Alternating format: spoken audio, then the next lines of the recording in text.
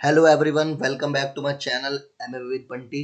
तो आज हम बात करने वाले हैं मिक्स मार्शल आर्ट्स के टॉप 5 हेवीवेट्स के बारे में।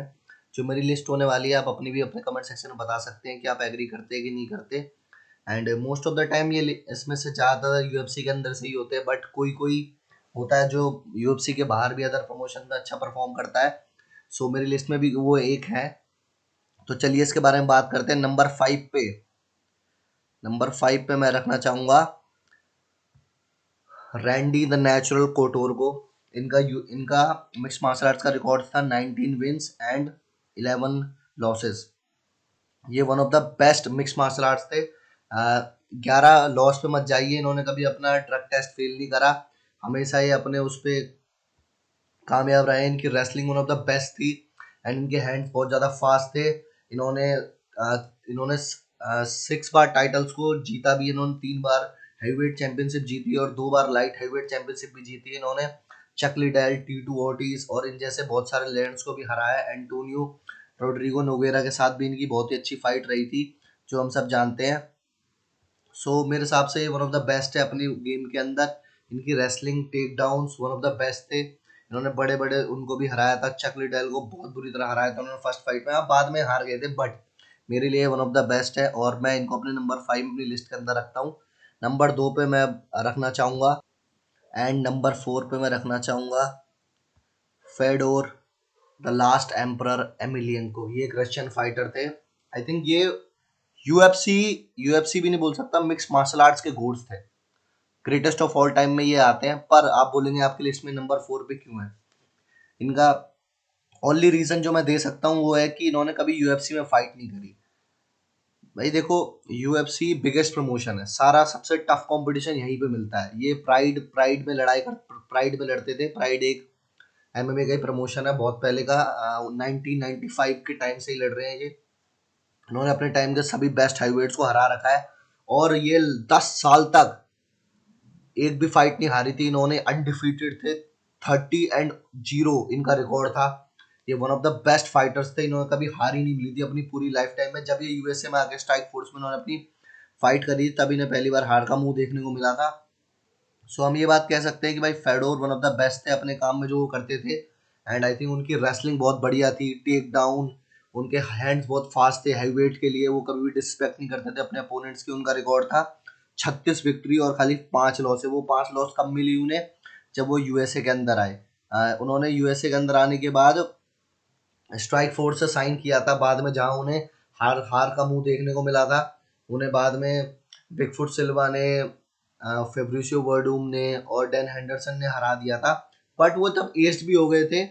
आई थिंक जो एक ओनली रीजन मैं दे सकता हूँ कि मेरी गोट लिस्ट में नहीं है, बिकॉज आई थिंक उन्होंने कभी भी यूएफसी के अंदर फाइट नहीं करी। नहीं तो वो वन ऑफ द बेस्ट रहे अपने टाइम के और आई थिंक उनको हराना मुश्किल ही नहीं, नामुमकिन था। एक टाइम पे उन्होंने सारी बिगेस्ट हैवीवेट्स को हरा रखा है।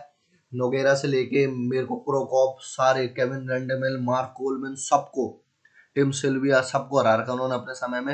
वन ऑफ द बेस्ट रहे हैं। और मेरी लिस्ट में नंबर 3 पे आते हैं और मेरी टॉप 5 फेवरेट्स की लिस्ट में नंबर 3 पे आते हैं जूनियर सेगानो दो सांतोस। ये एक ब्राजीलियन फाइटर है and one of the best heavyweights हैं। इनकी boxing one of the most crisp रही है। और इनके बारे में एक बात ये बताना चाहूंगा, दिल के बहुत अच्छे हैं बातचीत करने में। जब इन्होंने एक बार अल्टीमेट फाइटर कोच किया था ब्रॉक लेसनर के साथ, हालांकि उस बार जीते नहीं थे, बट जैसे कहते हैं ना बंदे की पर्सनैलिटी यार ऐसी है, तो भाई इनकी पर्सनैलिटी मेरे को वन ऑफ द बेस्ट लगती है हमेशा से ही। सो हम कह सकते हैं कि, और इनकी boxing one of the crisp रही है। इन्होंने मार्क हंट इन जैसे बहुत सारे हैवीवेट्स को हराया है। एंड इनकी हमेशा मेरे को एक बात ये अच्छी लगती थी कि इनकी जो कहते हैं ना कि हमेशा बंदा दिल से लड़ता है, ये हमेशा दिल से लड़ते थे। इन्होंने डेरेक लुइस को भी नॉकआउट करा हुआ है। और इनकी सबसे नोटेबल विक्ट्री जो आप सबको पता ही होगा, जब इन्होंने केन वेलास्केस को फर्स्ट राउंड के अंदर नॉकआउट कर दिया था फॉक्स कार्ड के इवेंट के अंदर। ओवरहैंड राइट बूम गिरा दिया नीचे एंड यहाँ से बस ग्राउंड एंड पाउंड। एंड ये हर्ब रोक देंगे फाइट को और यहाँ पे जीत चुके हैं। कह सकते हैं वन ऑफ द बेस्ट थे अपने बिजनेस के। इन्होंने फब्रिसियो वर्डूम को भी हरा रखा है, मार्क हंट को भी हरा रखा है। एंड आई थिंक इनकी यही विक्ट्रीज इनको वन ऑफ द स्पेशल बनाती हैं।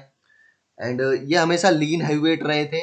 एंड एक जो मेरे को इनकी बात ये अच्छी लगती थी कि इन्होंने कभी ड्रग टेस्ट फेल नहीं किया, हमेशा अपने फाइट लड़ते थे, आज तक भी फाइट लड़ते गए। अब इन्होंने रिटायर से हो गए, यूएफसी ने इन्हें आउट कर दिया है। सो ये मेरे लिस्ट में नंबर 3 पर रहेंगे। और नंबर 2 में मेरी लिस्ट पे आते हैं, और मेरी लिस्ट में नंबर 2 पे आते हैं केन द सी लेवल वलास्किस। इनको ये इसलिए कहा जाता था बिकॉज इनका कार्डियो लेवल नेक्स्ट। हाँ सॉरी, मैं जूनियर दो सांतोस का रिकॉर्ड बताना भूल गया। उनका एमएमए रिकॉर्ड था 21 विंस और 9 लॉसेस। अब वो रिटायर से हो गए। सो अब बात करते हैं केन वेलास्केस के बारे में। केन वेलास्केस वन ऑफ द बेस्ट हाईवेट्स थे। उन्होंने ब्रॉक लेसनर को हरा के हैवीवेट चैंपियनशिप जीती थी। उस टाइम ये बहुत बड़ा शौक था because Brock 4 fight winning streak पे चल रहे थे, और ब्रॉक को ब्रूटली कहते ना पूरी तरह पेल दिया भाई, वो बस पेल ही दिया था उस वाली फाइट में। का जहाँ भी ब्रॉक जा रहे थे वहीं ब्रॉक को मार रहे थे। टेक डाउन डिफेंस बहुत अच्छा था। वो अमेरिकन किक बॉक्सिंग अकेडमी में ट्रेन होते हैं, जहाँ पर यूएफसी के बहुत से चैंपियन जैसे Daniel Cormier, Khabib Nurmagomedov and Luke Rockhold जैसे एथलीट भी उधर ट्रेन करते हैं। एंड उनका कार्डियो हमेशा नेक्स्ट लेवल था। उनकी बॉक्सिंग बहुत क्रिस्प थी, मतलब एवरीथिंग उनके बारे में वन ऑफ द बेस्ट था। उन्होंने जूनियर दो सांतोस को भी अगले दोनों रीमैचेस में हरा दिया था। उन्होंने एंटोनियो बिगफुट सिल्वा को भी 2 फाइटों में हरा रखा है। सो हम कह सकते हैं कि केन वेलास्केस वन ऑफ द बेस्ट थे अपने टाइम के, और उनको रोकना लगभग नामुमकिन था।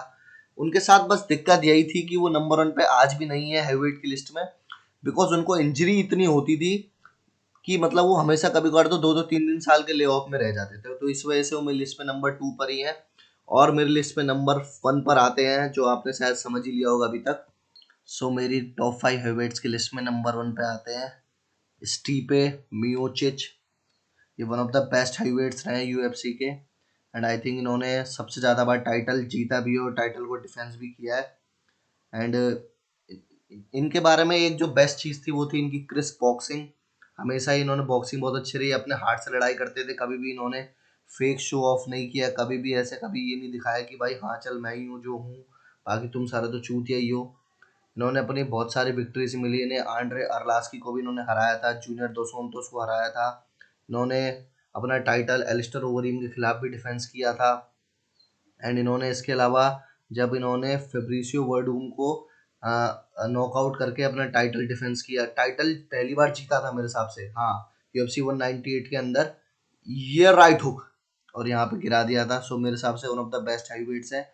इन्होंने डीसी को हरा के अपना टाइटल भी वापस ले लिया था और अगले रीमैच में भी हराया था।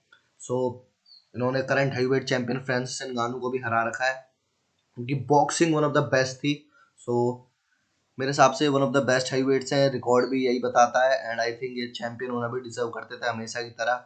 सो मेरे ये है मेरी लिस्ट टॉप 5 हाईवेट्स की, आपके जो आप कमेंट में बता सकते हैं। और आपको वीडियो पसंद आए तो लाइक जरूर करिए, और चैनल पे नए हैं तो सब्सक्राइब कर लो भैया, कुछ थोड़ा कोई तो कर लो सब्सक्राइब। मैं वीडियो ऐसी अच्छी अच्छी बनाता रहूँगा। तब तक के लिए बाय, मिलते हैं अगली वीडियो में।